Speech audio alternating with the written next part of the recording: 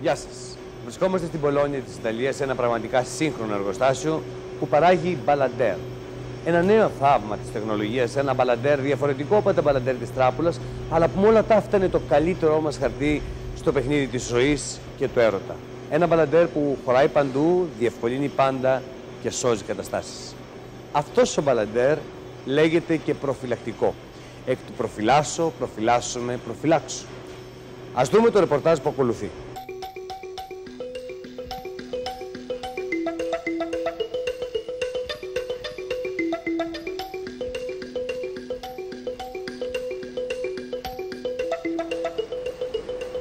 Για να μάθουμε περισσότερα πράγματα για αυτό το μπαλαντέρ. Το υλικό κατασκευής του δεν είναι ούτε το πλαστικό, ούτε κάποια άλλη συνθετική ύλη όπως ίσως νομίζετε, αλλά ένα σπάνιο φυσικό προϊόν, το ελαστικό, που είναι υγρό και παχύρευτο σαν γάλα και που το μαζεύουν από κορμούς ειδικών δέντρων που υπάρχουν στα τοπικά δάση της Μαλαισίας και του Μπαλί. Στη συνέχεια το ελαστικό μεταφέρεται και καθαρίζεται στο εργοστάσιο. Μετά, ακολουθήστε με, οι ειδικές φόρμες που βλέπουμε, κατασκευασμένες από γυαλί, βυθίζονται μέσα στο ελαστικό και αποκτούν μια λεπτή επίστρωση. Μετά οι φόρμες αυτές μπαίνουν στο φούρνο, όπου το ελαστικό γίνεται λεπτό και ανθεκτικό. Οι μπαλαντέρ μας είναι έτοιμοι. Αλλά μην βιαστείτε, πριν φορεθούν, πριν χρησιμοποιηθούν δηλαδή, πρέπει να γίνει για τον καθένα από αυτούς ο ηλεκτρονικός του έλεγχος. Γιατί είπαμε, ένας μπαλαντέρ ζωής πρέπει πάντα να κερδίζει το παιχνίδι της ζωής.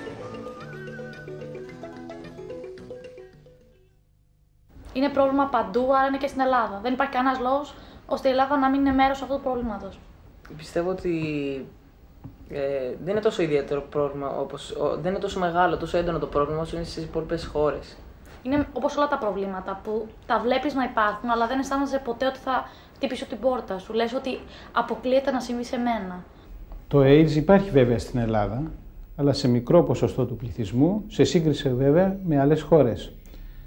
Σαν σύνολο, περίπου 1.000 άτομα έχουν νοσήσει μέχρι σήμερα από την νόσο του AIDS. Αλλά οι φορείς ανέρχονται σε πολλές χιλιάδες. Φυσικά, σε αυτόν τον αριθμό πρέπει να προσθέσουμε και όλους τους τουρίστες που έρχονται στη χώρα μας και πιθανώς μερικοί από αυτούς να είναι φορείς. Το ότι το AIDS βρίσκεται ακόμα σε πολύ χαμηλά ποσοστά στη χώρα μας είναι ένα ευτύχημα και μια συγκυρία την οποία δεν πρέπει ούτε να τη χάσουμε, ούτε να την αφήσουμε να περάσει αναξιοποιητή. Σε άλλες ευρωπαϊκές χώρες, όπως παραδείγματος χάρη η Γαλλία και η Ελβετία, πριν από 10 χρόνια είχαν περίπου το ίδιο ποσοστό AIDS όπως έχουμε εμείς σήμερα. Εν τούτοις, δεν κατάφεραν να λάβουν όλα τα κατάλληλα μέτρα, με αποτέλεσμα σήμερα να έχει το AIDS μια ευρεία διάδοση σε αυτές τις χώρες. Πληροφορήθηκα ότι είμαι φορέας το 1985 και νόσησα 89-90. Το ότι είμαι φορέας το ανακάλυψα το 1991 όταν χρειάστηκε να νοσηλευθώ στο νοσοκομείο για κάποια σοβαρή λίμωξη που είχα πάθει τότε. Έκανα ένα τεστ αρχές Σεπτεμβρίου του 1991, βγήκε θετικό. Μέχρι στιγμής δεν έχω νοσήσει, δεν έχω παρουσιάσει λοιμώξεις αυτές, τα συγκεκριμένα της ασθένειας. Το νιώθω, δουλεύει βέβαια. Ούτε ρωτώ ποτέ τους συνασθενείς μου πού κόλλησαν ή πού κόλλησα εγώ. Το μόνο πράγμα το οποίο έχει σιγουριά είναι ότι κόλλησα στην Ελλάδα, γιατί η βασική διαμονή μου είναι η Ελλάδα. Όχι, σίγουρα από μετάγγιση δεν κόλλησα. Δεν έκανα ποτέ μετάγγιση. Σίγουρα τον ιό μου τον κάνανε δώρο στην Ελλάδα. Αυτό είναι σίγουρο. Οι ομάδες υψηλού κινδύνου για να αποφυληθούν από τον ιό είναι οι τοξικομανείς και οι ομοφυλόφιλοι. Δεν θέλω να πιστεύω ότι υπάρχουν ομάδες υψηλού κινδύνου, γιατί τότε πιστεύω ότι αυτό είναι μια δικαιολογία για να απομακρύνουμε τον εαυτό μας από το πρόβλημα. Ίσως θα ήταν καλύτερα αντί να μιλάμε για ομάδες υψηλού κινδύνου, να μιλάμε για συμπεριφορές υψηλού κινδύνου. Και φυσικά η σημαντικότερη συμπεριφορά υψηλού κινδύνου είναι η σεξουαλική επαφή χωρίς τη χρήση του προφυλακτικού. Διότι κάθε σεξουαλική επαφή έχει την έννοια του μικροτραυματισμού και μερικές φορές αυτό δεν είναι ορατό με το γυμνό οφθαλμό, αλλά είναι αρκετό για να προκαλέσει τη μετάδοση πιθανώς του ιού όταν δεν χρησιμοποιούμε προφυλακτικό. Ποτέ δεν μπορούμε να είμαστε σίγουροι για τον ερωτικό μας σύντροφο, γιατί στην ουσία σε κάθε ερωτική πράξη εκτιθέμεθα και σε όλους τους προηγούμενους ερωτικούς συντρόφους του άλλου. Η πιο εύκολη μέθοδος προφύλαξης από το AIDS είναι οπωσδήποτε το προφυλακτικό. Ο πιο σίγουρος, ο πιο αποτελεσματικός και πρακτικά σήμερα ο μόνος τρόπος προφύλαξης από τον ιό του AIDS είναι η χρησιμοποίηση του προφυλακτικού κατά τη διάρκεια της σεξουαλικής επαφής. Φυσικά, ο πιο ασφαλής τρόπος είναι η αγαμία για τους ανιπάντρους και η συζυγική πίστη για τους παντρεμένους. Και όταν λέμε προφυλακτικό, εννοούμε κάθε προφυλακτικό το οποίο βρίσκεται σε καλή κατάσταση. Αυτό μας προστατεύει ικανοποιητικά και ασφαλώς. Η χρήση διαφόρων κρεμών ή άλλων ουσιών που υποτίθεται ότι σκοτώνουν τον ιό δεν νομίζω ότι συμβάλλουν στην περαιτέρω προφύλαξη.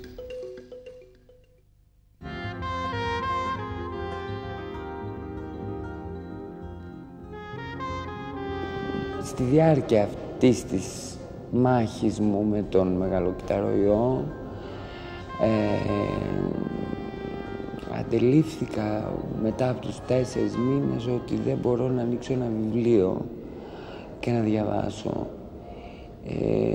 Νομίζω ότι δεν έχει συμβεί πιο τραυματική εμπειρία στη ζωή μου, ούτε το ότι έμαθα ότι έχω AIDS, ούτε οτιδήποτε άλλο, ούτε το ξέρω ότι θα πεθάνω, ούτε το καμιά άλλη σκέψη δεν δημιουργεί τον πόνο του να ανοίγω ένα βιβλίο και να μην μπορώ να το διαβάσω. Το AIDS δεν περιορίζεται σε κάποιο συγκεκριμένο σύστημα του οργανισμού. Μπορεί να εκδηλωθεί με πάρα πολλές μορφές. Μερικές από αυτές μπορεί να φτάσει μέχρι τύφλωση ή ακόμα και κάποια ψύχωση. Γι' αυτό το λόγο τον κάθε άρρωστο τον αντιμετωπίζουμε διαφορετικά ανάλογα με την κλινική εικόνα που παρουσιάζεται.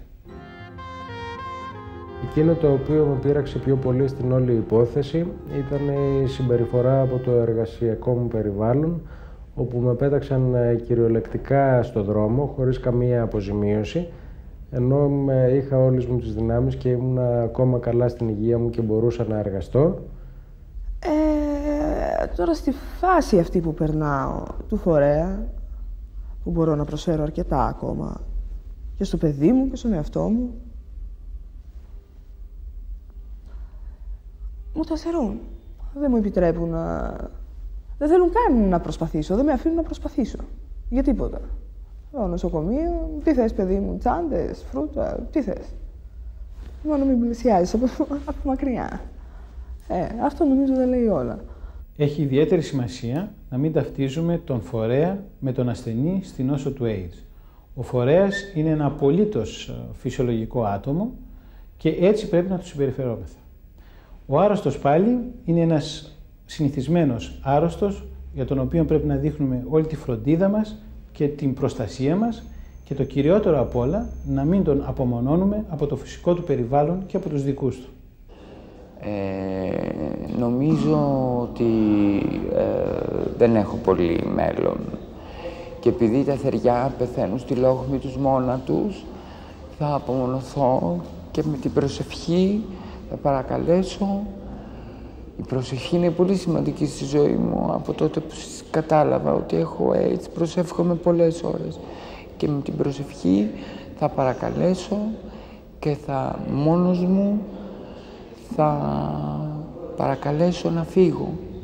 Το AIDS δεν θεραπεύεται δυστυχώς σήμερα. Αυτό που εμείς οι γιατροί μπορούμε να πετύχουμε είναι να παρατείνουμε τη ζωή αυτών των ασθενών, αλλά με καλή ποιότητα ζωής, περίπου για 2 χρόνια. Αλλά την οριστική αποφυγή της δυσμενούς έκβασης της νόσου δεν το έχουμε πετύχει ακόμα, δυστυχώς. Το AIDS μας αφορά όλους. Αυτά που διαβάζουμε καθημερινά στις εφημερίδες μπορούν να συμβούν και σε εμάς. Γιατί μία και μόνο φορά φτάνει. Εξάλλου μας το λένε και οι αριθμοί. Και οι αριθμοί δεν αστειεύονται. Τα τελευταία 10 χρόνια η πιθανότητα να αρρωστήσει κάποιος από AIDS έχει δεκαπλασιαστεί. Και αν δεν πάρουμε τα σωστά μέτρα, αυτή η πιθανότητα ολοένα και θα αυξάνει. Έχει σημασία λοιπόν να συνειδητοποιήσουμε ότι ο ιός του AIDS δεν έρχεται από μόνος του σε εμάς. Εμείς πάμε και τον συναντάμε. Εμείς του ανοίγουμε την πόρτα για να μπει στο σώμα μας. Και εμείς μπορούμε να την κλείσουμε. Γιατί το AIDS είναι μεν επικίνδυνο, αλλά έχει και ένα πολύ τροτό σημείο. Η εξάπλωσή του εξαρτάται αποκλειστικά από την συμπεριφορά μας. Ας το εκμεταλλευτούμε λοιπόν, γιατί ο καθένας μας κρατάει στα χέρια του το πιο δυνατό χαρτί στο παιχνίδι της ζωής και του έρωτα, το μπαλαντέρ.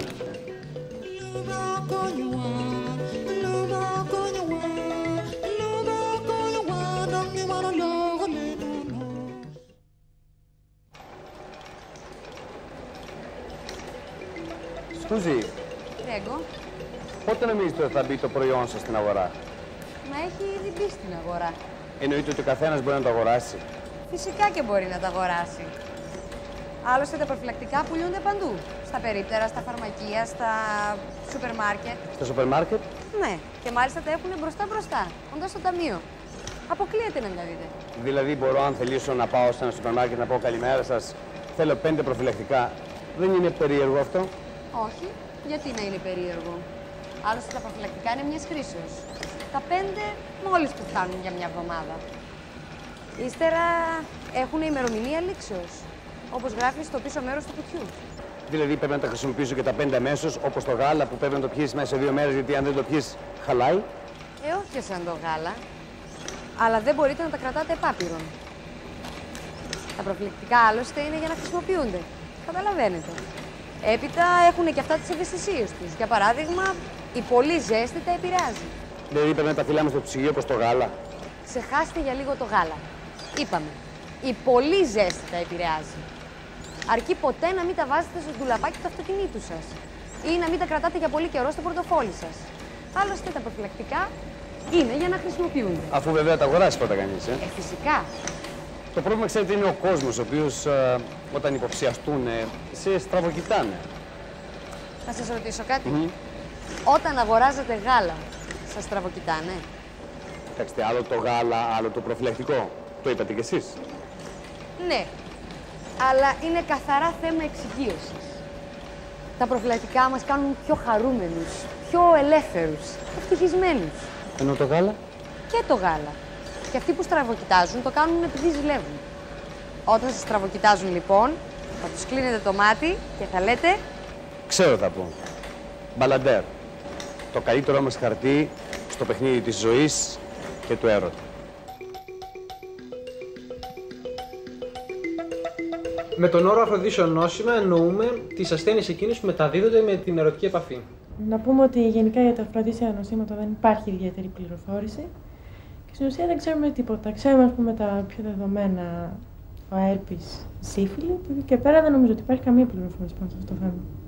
Πρέπει να ξέρουμε σήμερα ότι τα αφροδίσια νοσήματα δεν ονομάζονται πλέον αφροδίσια νοσήματα, αλλά σεξουαλικώς μεταδιδόμενα νοσήματα ή απλώς σεξουαλικά νοσήματα. Μέσα στην ομάδα των νοσημάτων αυτών υπάρχουν τα παραδοσιακά αφροδίσια νοσήματα που είναι η σύφυλλη βλενόρια, που σήμερα δεν είναι πολύ συχνά και οι μορφές που θα δείτε σε αυτό το μουσείο σχεδόν έχουν εκλείψει, και τα μοντέρνα σεξουαλικώς μεταδιδόμενα νοσήματα, τα οποία σύμφωνα με τις διρεκτίβες της Παγκόσμιας Οργάνωσης Υγείας είναι τα σπουδαιότερα. Αυτά είναι ο herpes των γεννητικών οργάνων, είναι τα οξυστενή κονδυλώματα, είναι η πατήτιδα Β, είναι το AIDS. Μερικοί θεωρούν μαγιά το να μην χρησιμοποιήσουν το προφυλακτικό, διότι απλώς και μόνο γυναίκα θεωρούν αυτοί, τους θεωρεί τόσο απαραίτητους και τους θέλει τόσο πολύ που είναι διατεθειμένοι να προχωρήσει σε οποιοδήποτε κίνδυνο και να κάνει έρωτα μαζί τους διατρέχοντας οποιοδήποτε κίνδυνο που περιλαμβάνει το σεξ χωρίς προφυλακτικό. Είναι λοιπόν από την πλευρά της γυναίκας ότι η γυναίκα σε θέλει πάρα πολύ, όμως είναι από την πλευρά του άντρα. Δηλαδή ο άντρας είναι υπεράνω κάθε κίνδυνο. Είναι διατεθειμένος να φτάσει και στην σεξουαλική επαφή χωρίς προφυλακτικό, γιατί δεν αντιλαμβάνεται κανένα κίνδυνο, είναι γενναίος, θεωρείται αυτό το γενναίο και μάγκα. Το να μην βάλεις προφυλακτικό δεν είναι μαγιά. Αντίθετα, είναι έλλειψη θάρρους και έλλειψη τόλμης. Αν καταφέρεις και ξεπεράσεις αυτό το φόβο και βάλεις το προφυλακτικό, τότε νομίζω ότι αυτή είναι η πραγματική μαγιά. Ακόμα στη δικιά μας ηλικία είναι και το θέμα της παρέας που δρά πάρα πολύ αρνητικά. Σε μια παρέα τα αγόρια ειδικά προσπαθούν να επιβληθούν στους άλλους με τον ένα ή τον άλλο τρόπο. η καύχηση για τα κατορθώματά τους τα ερωτικά και περισσότερο για τη μη χρήση προφυλακτικού είναι ένας από τις πιο μεγάλες δυνατότητες που τους δίνεται. Στη δικιά μου την παρέα, στις δικές μου τις παρέες δεν συζητάμε για τα κατορθώματά μας στον έρωτα. Αλλά και πάλι αν θέλουμε να το σχολιάσουμε, δεν θα πάρει κανείς την επιβράβευση αν πει ότι δεν έχω βάλει προφυλακτικό. Νομίζω το αντίθετο. Ένα από τα πιο συχνά σεξουαλικά μεταδεδομένα νοσήματα στην Ελλάδα είναι ο έρπιτας των γεννητικών οργάνων. Ο έρπιτας ξεκινάει με μικρές φουσκίτσες πάνω σε κόκκινη βάση, επώδυνες και που δημιουργούν έντονο τσούξιμο. Όταν οι φουσκίτσες αυτές σπάσουν μετά από μια μέρα-δύο, δημιουργούν μικρές πληγούλες, αρκετά επώδυνες. Όταν τον έχει κανένας δεν μπορεί να έρθει σε σεξουαλική επαφή. Ο έρπιτας δεν θεραπεύεται γιατί ο ιός εγκλωβίζεται μέσα στο δέρμα, στην περιοχή που συνήθως πρωτοβγαίνει και επανεμφανίζεται όποτε πέφτει η αντίσταση του οργανισμού. Μετά από μία γρίπη, μετά από μία στεναχώρια έντονη, μετά από μία δίαιτα. Το μόνο που μπορούμε να κάνουμε είναι να αραιώσουμε λιγάκι τις εμφανίσεις του ή να μειώσουμε τα δυσάρεστα συμπτώματά του με χάπια και με αληφή τοπικά. Τώρα, για το πότε κολλάει ο έρπιτας. Ο έρπιτας κολλάει συνήθως λίγο πριν εμφανιστεί και τις πρώτες μέρες που εμφανίζεται. Και επειδή δεν ξέρουμε πότε θα εμφανιστεί, η πρόληψη είναι το μεγαλύτερο μέσο να τον αποφύγουμε. Και πρόληψη φυσικά στη συγκεκριμένη περίπτωση δεν υπάρχει άλλη από τη χρήση προφυλακτικού κατά τη διάρκεια της ερωτικής επαφής. Εγώ ήθελα να πω ότι από τη στιγμή που κανονίζει ένα ζευγάρι μια συνάντηση, ας πούμε σε ένα σπίτι, και το αγόρι έρθει σε αυτό το σπίτι με προφυλακτικά στην τσέπη, τότε η κοπέλα, οι περισσότερες κοπέλες, ας πούμε, θα σκεφτούν ήρθε για να με εκμεταλλευτεί, ήρθε για αυτό το λόγο, επομένως τα χαλάμε, ξέρω εγώ, διάφορα τέτοια. Και το χειρότερο απ' όλα είναι ότι είτε έρθει με προφυλακτικό, θα σκεφτεί η κοπέλα ότι ήρθε μόνο για αυτό το λόγο και για κανέναν άλλον, είτε δεν έρθει για προφυλακτικό και τελικά προκύψει κάτι και της πει δεν έχω προφυλακτικό, θα τον θεωρήσει αγαθό και ηλίθιο. Οπότε και στις δύο περιπτώσεις δεν τις βρίσκεις στις κοπέλες και μπορεί να τα λέμε αυτά όλα και να τα σατυρίζουμε αυτή τη στιγμή, αλλά πιστεύω ότι και εμείς που τα γελάμε, σε τελευταία ανάλυση, άμα μας τύχει, θα τον κάνουμε το συνειρμό. Το να φέρει το αγόρι ένα προφυλακτικό μαζί του, εμένα θα με έκανε να νιώθω μεγάλη ασφάλεια. Θα με έκανε να νιώθω ότι αυτό το αγόρι νοιάζεται για τη σχέση μας, νοιάζεται για να έχει μια συνέχεια αυτή η σχέση, να μην είναι μια σχέση μιας βραδιάς και ότι νιώθει τρυφερά για μένα, προσπαθεί να με προστατεύσει. Θα ένιωθα ασφάλεια. Όχι, είναι πολύ καλό, είναι πολύ θετικό. Το να έχει κάποιο αγόρι μαζί του προφυλακτικό θεωρώ ότι είναι ένδειξη αυτοσεβασμού, ένδειξη σεβασμού προς τον σύντροφό του και σαφώς ωριμότητα. Ένα από τα σεξουαλικώς μεταδιδόμενα νοσήματα που εμφανίζεται πολύ συχνά είναι τα κονδυλώματα. Κονδυλώματα, τι είναι αυτό? Οι μορφές των κονδυλωμάτων που βλέπετε αυτή τη στιγμή είναι προχωρημένες μορφές, παραμελημένες, χωρίς θεραπεία. Τα κονδυλώματα εμφανίζονται σαν μικρές ελίτσες, οι οποίες είναι ανώδυνες, δεν πονάνε. Είναι αναγκαίο όμως να γίνει θεραπεία σε αυτά για πολλούς λόγους. Καταρχήν είναι μεταδοτικά. Επιπλέον υπάρχει μια κατηγορία κονδυλωμάτων που έχει καρκινογενετική εξέλιξη.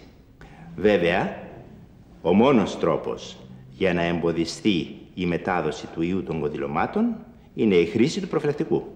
Αυτό ήθελα να πω και εγώ, ότι καλά για τα αγόρια, ας πούμε, που έχουν στο πορτοφόλι τους κάποιο προφυλακτικό. Με τα κορίτσια, όταν κάποιος δει προφυλακτικά στο πορτοφόλι μιας κοπέλας, είναι σίγουρο ότι θα αντιδράσει άσχημα. Όχι, ούτε καν θα πει η κοπέλα σκέφτεται, ας πούμε. Θα αντιδράσει πολύ άσχημα και θα τη χαρακτηρίσει και πολύ άσχημα. Νομίζω πως το να έχει κάποιος προφυλακτικό, το να έχω εγώ προφυλακτικό μαζί μου πάντα, είναι ένδειξη ωριμότητας και αυτοσεβασμού. Δεν υπάρχει λόγος να έχω ταμπού και προκαταλήψεις. Το καλύτερο από όλα είναι να βλέπω τα προβλήματα κατάματα. Εγώ το βρίσκω πολύ θετικό να έχει ένα κορίτσι, μια γυναίκα προφυλακτικά στην τσάντα της. Μπορεί να μοιάζει τολμηρό, αλλά δεν ξέρω αν είναι. Ίσως γιατί μας έχουν μάθει να κουβαλάμε ενοχές για το σεξ, για τη σεξουαλικότητά μας, να ντρεπόμαστε, να μην τη λέμε με το όνομά της, να κάνουμε ότι εμείς δεν έχουμε ιδέα ότι η σεξουαλική πράξη όταν μας συμβαίνει, κυρίως στα κορίτσια, μας συμβαίνει κατά λάθος. Δεν το ξέραμε, Κάποιοι άλλοι μας όθησαν να το κάνουμε, δεν το θέλαμε. Τι είναι όλα αυτά, ποιος τα πιστεύει. Ένα προφυλακτικό στην τσάντα σημαίνει υπεύθυνη αντιμετώπιση. Και αλίμονο εάν το άλλο μισό δεν το πάρει έτσι. Θα ήθελα όμως να πω και κάτι άλλο, πέρα από το ιατρικό πρόβλημα. Θα πρέπει να σκεφτεί κανείς τις πόσες ώρες αφιερώνει ο ασθενής για να θεραπεύσει ένα σεξουαλικό νόσημα και τα χρήματα, τα έξοδα που απαιτούνται. Επίσης, τα περισσότερα σεξουαλικά νοσήματα αντιμετωπίζονται από τους ασθενείς σαν ένα ένοχο μυστικό. Κακώς βέβαια. Σκέφτονται για το πότε πρέπει να το ανακοινώσουν στον ερωτικό σύντροφο, να το ανακοινώσουν πολύ νωρίς, φοβόνται μήπως χάσουν τη σχέση, να το ανακοινώσουν αργότερα, φοβόνται μήπως θεωρηθεί απόκρυψη. Τελικά όμως ο καθένας θα πρέπει να βρει το δικό του τρόπο για το πότε θα ανακοινώνει το πρόβλημά του, που έτσι κι αλλιώς δεν είναι τραγικό, αλλά είναι αρκετά ενοχλητικό. Εκτός λοιπόν από το AIDS, υπάρχουν και τα άλλα σεξουαλικά νοσήματα που παρουσιάζουν μία μεγάλη αύξηση τα τελευταία 100 χρόνια. Ορισμένα μάλιστα από αυτά, όπως τα κονδυλώματα και ο έρπης, παρουσιάζουν μια ιδιαίτερη έξαρση ανάμεσα στους νέους. Είναι γι' αυτό ανάγκη να τα καταπολεμήσουμε, παίρνοντας τα σωστά μέτρα προφύλαξης και πρόληψης. Και όταν μιλάμε για πρόληψη, δεν εννοούμε να κάνουμε κάτι σήμερα για να έχουμε καλύτερα γυρατιά.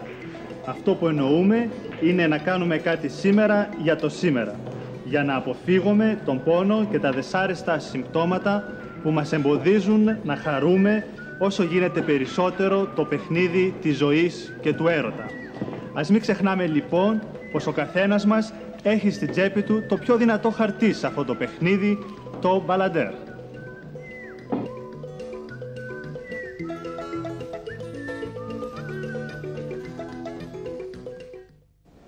Και φτάνουμε στο τελευταίο κομμάτι του ρεπορτάζ που είναι η χρήση του μπαλαντέρ. Σας ακούμε. Υπάρχουν οι οδηγίες χρήσεως μέσα στο κουτάκι που ο καθένας μπορεί να διαβάσει. Θα προτιμούσαμε πάντως μια επίδειξη από εσάς. Μάλιστα. Λοιπόν, ξετυλίγουμε το προφυλακτικό πάνω στο πέος, το οποίο πρέπει να βρίσκεται σε στήση. Και αν δεν βρίσκεται, τότε δεν μπορεί να μπει το προφυλακτικό. Ύστερα δεν είναι κάτι που το φοράει κανείς όλη την ημέρα. Το φοράμε μόνο κατά τη διάρκεια της ερωτικής πράξης. είπα ότι το ξετυλίγουμε, το δικό μου δεν... Για να δω. Το φοράτε από τη λάθος πλευρά. Γυρίστε το. Τώρα εντάξει. Λοιπόν, καθώς το βάζουμε, πιέζουμε αυτήν τη φουσκίτσα εδώ στην κορυφή, έτσι ώστε να βγει ο αέρας και να μπορέσει να υπάρξει χώρος για να μπει το σπέρμα. Μετά την ερωτική πράξη, και αφού το πέος δεν βρίσκεται πια σε στήση, τραβάμε το προφυλακτικό με προσοχή, έτσι ώστε να μην χυθεί το σπέρμα και το βγάζουμε. Είναι τόσο απλό δηλαδή. Και μια τελευταία ερώτηση. Υπάρχουν μεγέθη σε αυτά? Μεγέθη δεν υπάρχουν γιατί δεν χρειάζεται. Άλλωστε είναι έτσι κατασκευασμένα τα προφυλακτικά που ταιριάζουν σε όλους. Επίσης, το ίδιο προφυλακτικό προστατεύει όχι μόνο από το AIDS, αλλά και από αφροδίσια νοσήματα και από εγκυμοσύνες. Δηλαδή με ένα σμπάρο όχι μόνο 2 τριγώνια, αλλά και 3 και 4 και περισσότερα τριγώνια. Πώς σε λένε? Ματθίλδη. Εσένα? Λάκη.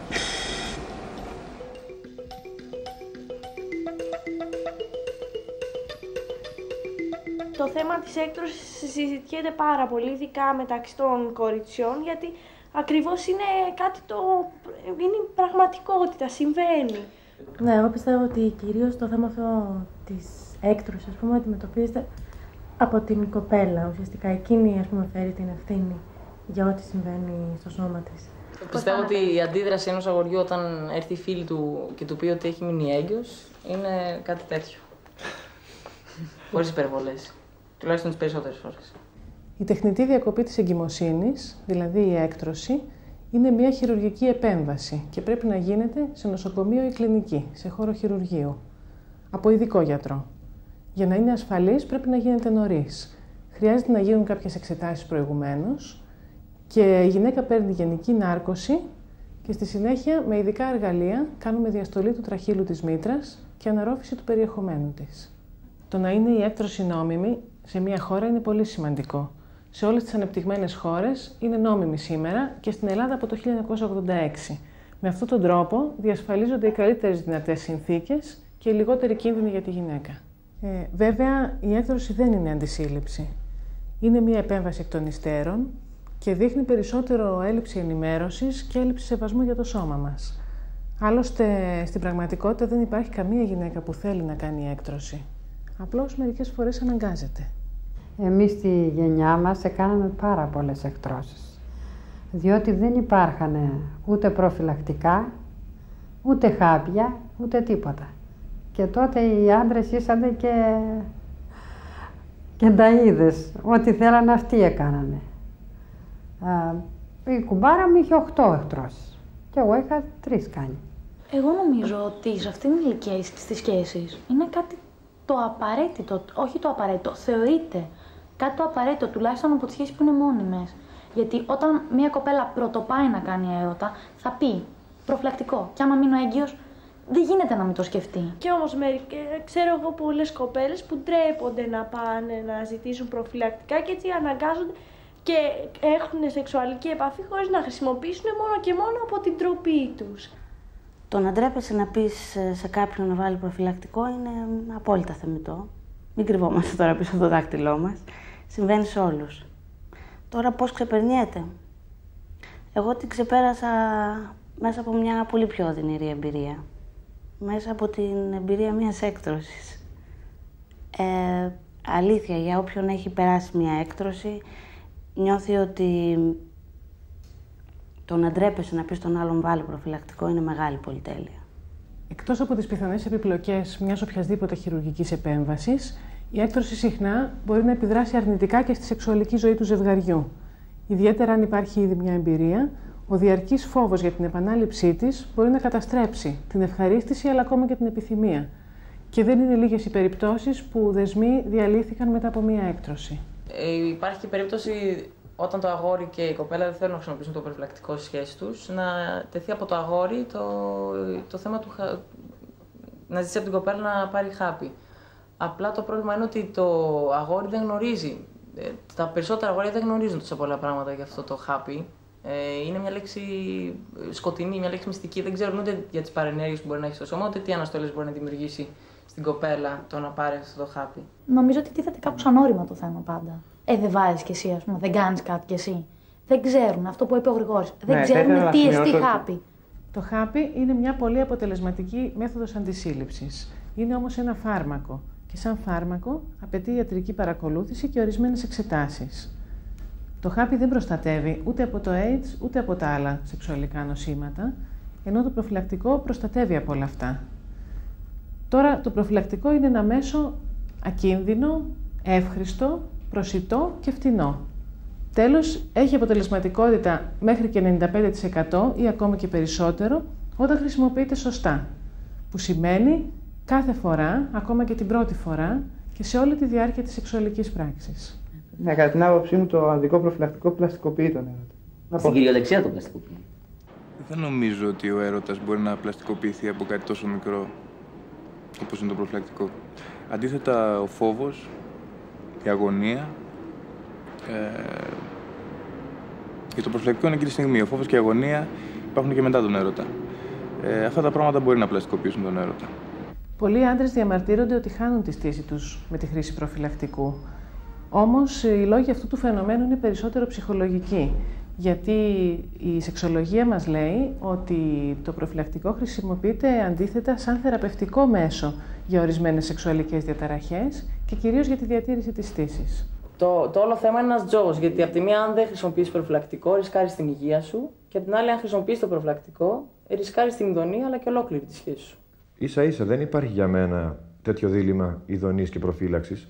Πιστεύω ότι η ειδονή θα είναι μεγαλύτερη αν απελευθερωθείς από την έννοια της προφύλαξης. Δηλαδή, όταν νιώθεις ήσυχος μέσα σου ότι δεν θα δημιουργηθεί ούτε πρόβλημα εγκυμοσύνης ή πρόβλημα υγείας, τότε λειτουργείς πιο πλατιά και πιο απελευθερωμένα. Άλλωστε, η ειδονή νομίζω ότι είναι περισσότερο στο μυαλό μας παρά στο σώμα μας. Ναι, δημιουργεί αναστολές το να αναφέρεις το θέμα του προφυλακτικού στη σχέση σου και από τις δύο πλευρές. Απ' την άλλη είναι αναγκαίο να γίνει αυτό το πράγμα. Αλλά οπωσδήποτε όταν έχεις μια σχέση και φτάσεις στο σημείο να την ολοκληρώσεις, τότε όταν θα πρέπει να μιλήσεις για αυτό το θέμα, Είναι πολύ λεπτή η θέση και των δύο και αισθάνονται αμηχανία και οι δύο, κυρίως στη δική μας την ηλικία, που οι εμπειρίες δεν είναι τόσο πολλές. Μηχανία. Το καταλαβαίνω, εντάξει. Αν θα μπορούσε να μπει το προφυλακτικό μέσα στο παιχνίδι του έρωτα, θα ήταν καλό. Απ' την άλλη δεν είναι κακιά η αμηχανία. Γιατί πρέπει απαραίτητα να είναι κακιά η αμηχανία στον έρωτα? Δηλαδή χωρίς το προφυλακτικό δεν υπάρχει αμηχανία? Εγώ νομίζω ότι υπάρχει. Εγώ την αμηχανία τη βλέπω πολύ συμπαθητική. Γιατί το άτομο που αισθάνεται αμηχανία πρέπει να είναι οπωσδήποτε ευαίσθητο και τρυφερό. Νομίζω ότι αυτό μπορεί να ξεπεραστεί με έναν επίσης τρυφερό τρόπο. Μπορείς να ζητήσεις παράδειγμα από τον σύντροφό σου να σε βοηθήσει να βάλεις το προφυλακτικό.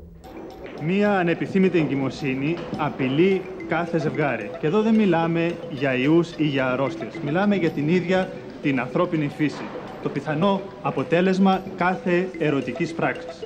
Για κάθε φυσιολογικό άντρα ή για κάθε φυσιολογική γυναίκα, μία εγκυμοσύνη είναι μία πραγματική πιθανότητα. Και όταν είναι μια εγκυμοσύνη που δεν τη θέλουμε, αυτό πολλές φορές μπορεί να συνεπάγεται πόνο σωματικό και ψυχικό. Αλλά και πάλι από μας εξαρτάται εάν θα βγούμε νικητές ή ηττημένοι στο παιχνίδι αυτό της ζωής και του έρωτα. Εάν κουμαντάρουμε τη συμπεριφορά μας, ο καθένας μας μπορεί να βγει νικητής σε κάθε γύρο αυτού του συναρπαστικού παιχνιδιού. Και ας μην ξεχνάμε, ο καθένας μας έχει στα χέρια του το πιο δυνατό χαρτί, το μπαλαντέρ.